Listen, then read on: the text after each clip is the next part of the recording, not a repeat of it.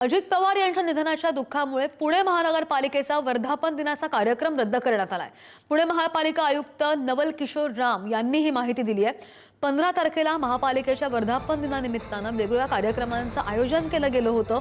मात्र अजितदादांच्या निधनाला 10 दिवसही होत नाहीत आणि तोच पुणे महानगरपालिकेच्या अधिकाऱ्यांकडून सांस्कृतिक कार्यक्रमाचं आयोजन करण्यात आल्यानं सगळ्या स्तरातून संताप व्यक्त केला जात होता आणि त्याच पार्श्वभूमीवर हा कार्यक्रम रद्द करण्यात आल्याची माहिती आहे।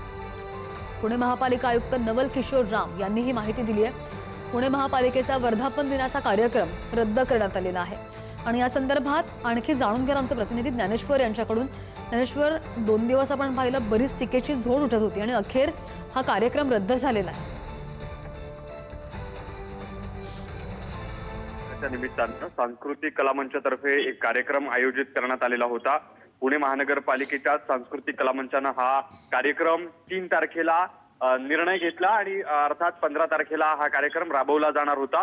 मात्र हा निर्णय पुणे महानगरपालिका आयुक्त नवल किशोर राम यांनी रद्द केलेला आहे, तशी माहिती त्यांनी पुढारी न्यूजला दिली आहे। ज्ञानेश्वर, धन्यवाद दिलेल्या सगळ्या सविस्तर अपडेटसाठी।